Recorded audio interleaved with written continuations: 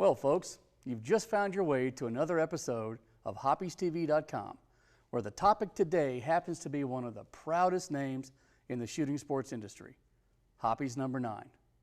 I'm your host, Dave Andress, and I'll be the first to offer a small confession about how I clean my guns. That even though I know better, sometimes it's tempting to do things that aren't quite good for my guns, like going a little too long between cleanings, or maybe letting a gun sit in the safe too long without proper maintenance. Or worse, not taking action when I know there's been some condensation. That's why I am so grateful to the gun people at Hoppes for inventing good old number 9 solvent.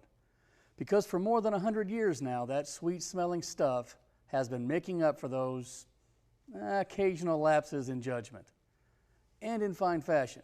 It's kind of funny when you think about it, a brand of solvent that's as old as dirt doing a number on dirt. Which prompts me to draw your attention to the true nature of dirt and deposits that build up inside your gun over time. It all comes down to carbon, the unavoidable byproduct of loading around and squeezing the trigger.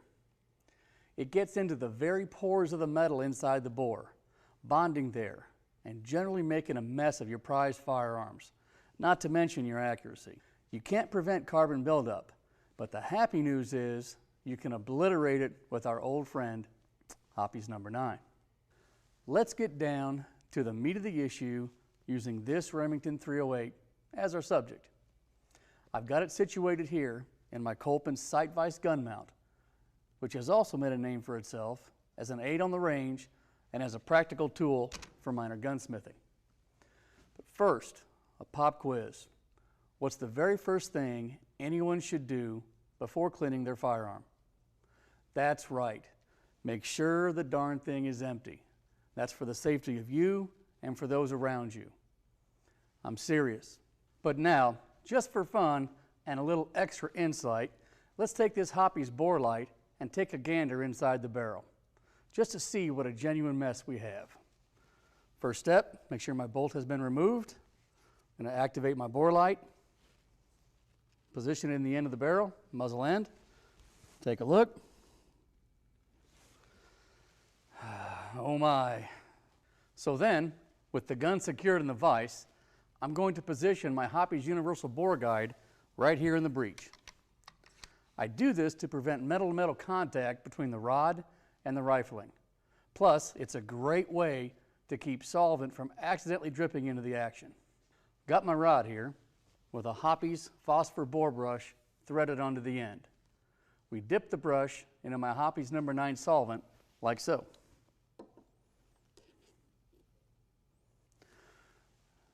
Then we slide the brush in from the breech end of the barrel, pushing it all the way through to the muzzle in one clean motion, as opposed to stopping and starting the brush inside the bore. Then we pull it back out the way we came, also in one continuous motion.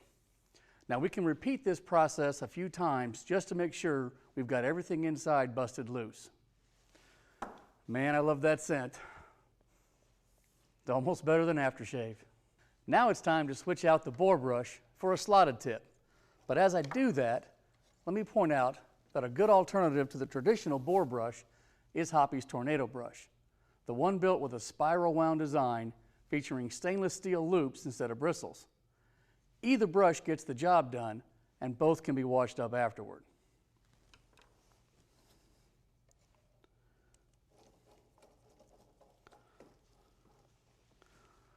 Look close as I slip a cleaning patch through the slot, just like so.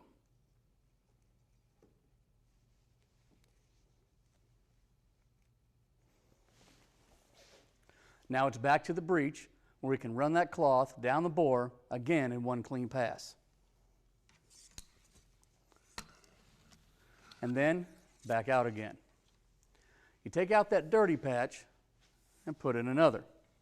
The obvious idea is that you repeat this process until that little booger comes out clean, or at least fairly light gray.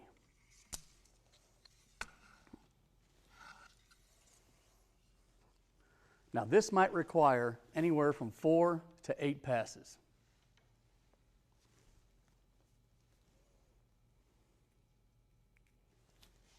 Go ahead and do one more pass and do that last